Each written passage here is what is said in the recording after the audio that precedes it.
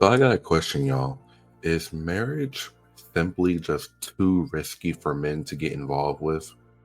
I mean, we have low marriage rates. Some of the women nowadays no longer carry the same values and ethics that our grandparents had back in the day.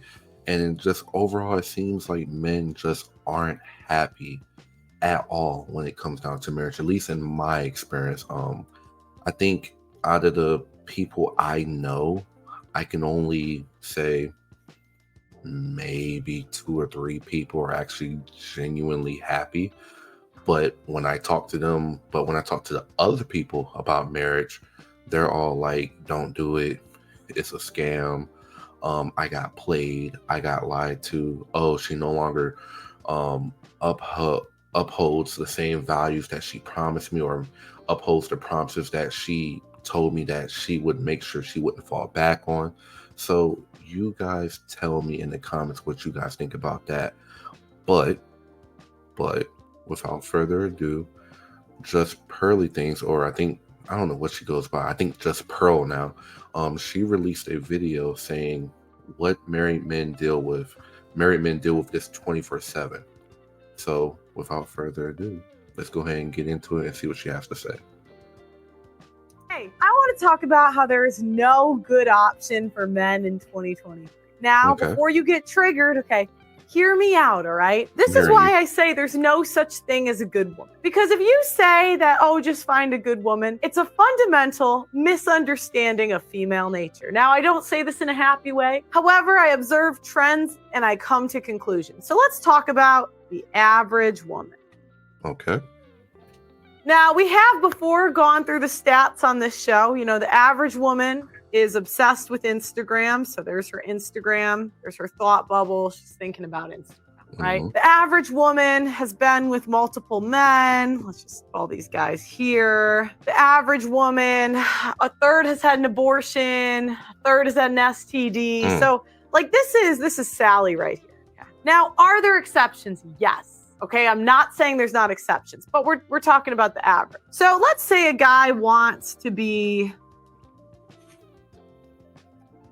This is what the man wants. Quick comment.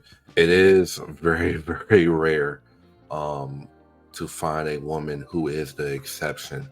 Again, I'm not saying all women are like that, but it is very rare to find a woman who doesn't have a lot of what she just mentioned. So I do kind of agree with that. He wants a family and a bunch of kids. So he wants boom, boom, boom.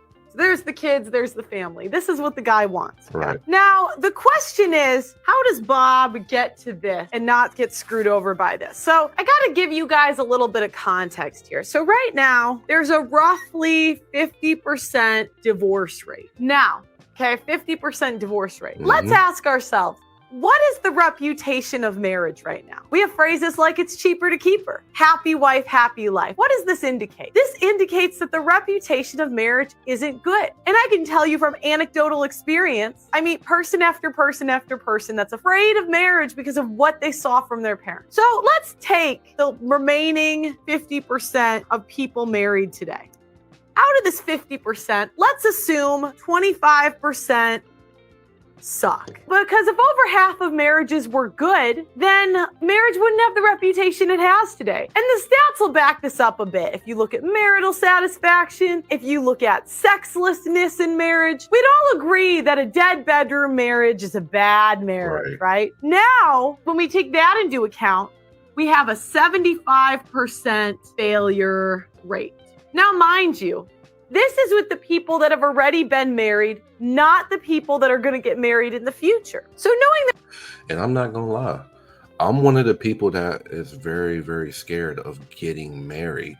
I am legit scared, just because unfortunately a lot of the people around me, they don't really talk too highly about it. They really don't. The comments being made of it's cheaper to keep her, or happy wife, happy life, which is what I think she just said.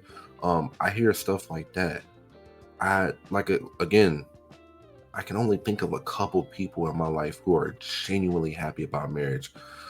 Other than that, nobody's really like hooting and hollering and saying, yeah, go do that. It's kind of like, yeah, bro, hold on as long as you can. And it's just like, wow. Makes you as a young man not even want to attempt at it, you know?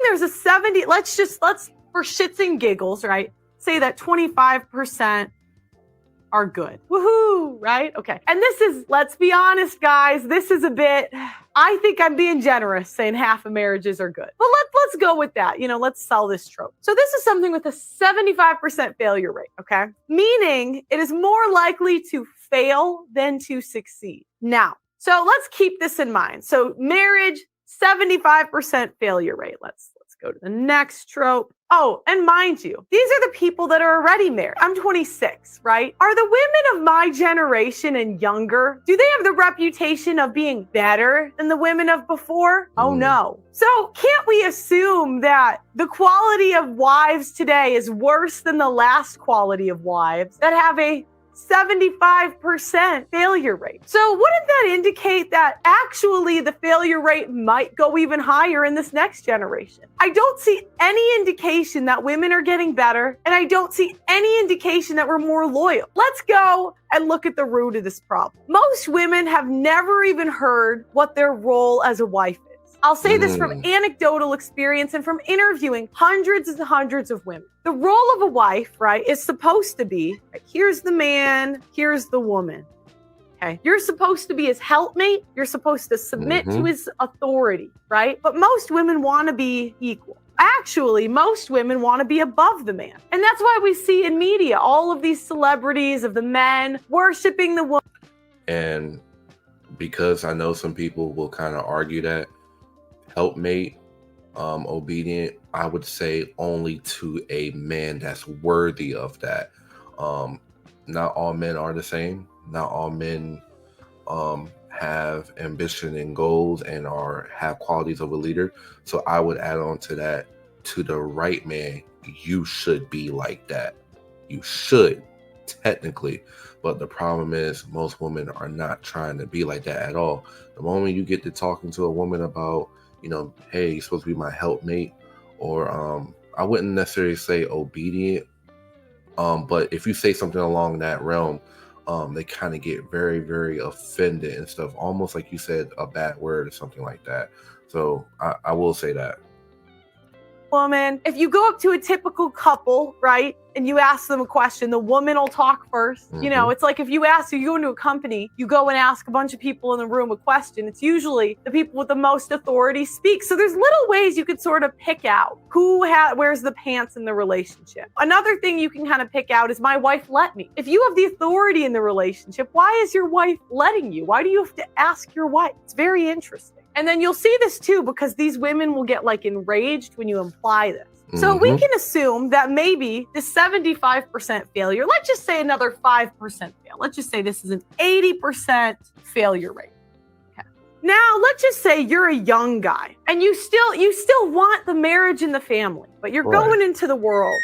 And do you know what you've seen? You've seen your uncle and your dad and maybe your brother get screwed over by marriage. So you're like all happy and you say, I want a family, maybe some curly hair. Yeah, there we go. This is Bob. All right. And he says, I want a family, but he's going to look at the risks and he's going to look at the rewards. And remember, 80% failure rate. So one of the risks is losing half your assets. So we have an entire system that is trying to take your shit, where the women are actually paid to take your shit. Now, we're going to talk about ways to mitigate the risk later, but let's just look at what is the worst thing that could happen to you. Another risk is your kids hate you. Now, I've talked to women and men that hated their fathers for years based off of information that their mother told them, talking shit about their dad. And a lot of these kids that hate their parents were actually from two-parent homes. Imagine with a divorce, which is half of them, right? So that's a risk that even if you have a legacy, it's really like the kid could hate you. You get divorced, she has custody, Another risk, she wants to leave and stepdaddy season, right? We heard that in the media, stepdaddy. So now you have no control over who's influencing your daughter or your son. So not only could this person influence your kid negatively, they also could abuse your kid. And they're one of the most likely people to abuse your child is the stepfather that comes into the life or the birth mom. But that's a conversation we don't want to have. Okay. So another risk, your reputation. A lot of women won't go down without a fight. So they want everybody in the neighborhood to know what a terrible abuser you are. So I'm gonna just put something out there. That reputation one, that is a big one. You got some women where y'all will split, and instead of just going y'all ways separately on peaceful terms, she gotta let your family know, her family know, her co-workers, and whoever else know that you were such a bad person, you did her so wrong, you were terrible, you all of a sudden you were abusive, but when y'all were together, you was the best thing to her.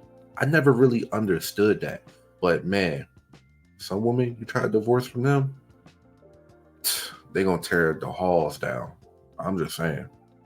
Not only will they take your shit, make your kids hate you, and bring in an irresponsible stepdad, they'll also tell your entire community that you're an abuser. And the problem is in family court, you actually have no way to fight this because it's not based on evidence. So your reputation. So then on top of that, your job. Some men go through all of this. Their reputation is destroyed. Sometimes even their family hates them. Yes, that is how manipulative women can be. Kids hate them, assets are gone, their reputation, and they either get so stressed out they lose their job, or they're known as abusers so they get fired. Now, this is a lot of risk. This is a lot of risk. And the reward nowadays is 1.5 kids. I mean, food, maybe, cleaning, maybe, but probably not. So, you get 1.5 kids, you get some meals cooked, maybe. She might clean. I mean, do women really clean and cook? I mean, all right, this is the reward. They'll say, you might get 2 kids out of the deal, some food, some cleaning. You're not going to get a virgin bride. That's pretty much gone. Can you think of any other reward? Is there anything I'm missing? Okay. Nothing? I mean, oh yeah, I forgot about that. Oh yeah. Sex, maybe, but a lot of women, it's like they get the ring.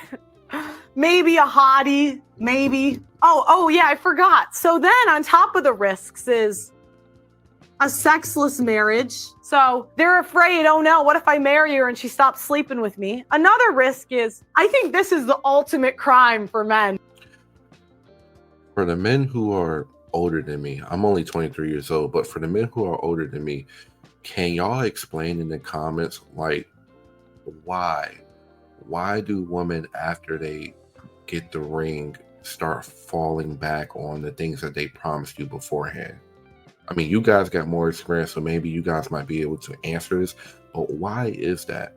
Because I noticed that a lot of women, when they get that relationship, get that ring, they kind of act different. All of a sudden, the things they were doing when you were in a relationship with them or just in the dating stage, they no longer do anymore. So y'all tell me, for the men who are, older, got more life experience, y'all tell me in the comments why that is. I think there's nothing worse for a man. I mean, these are pretty bad, guys. But one of the ultimate crime, a fat wife.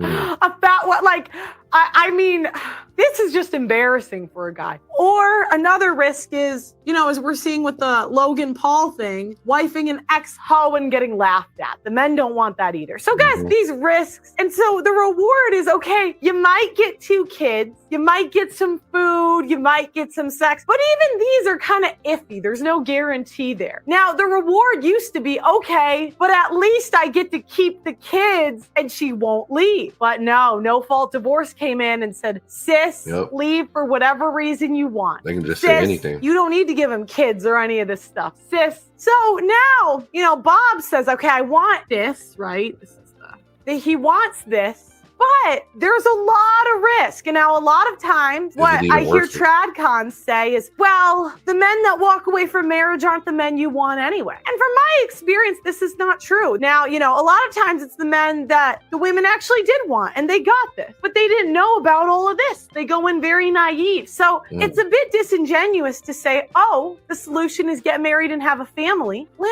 what is the reward that they get? Now, as a chick, yeah, guys, I love me.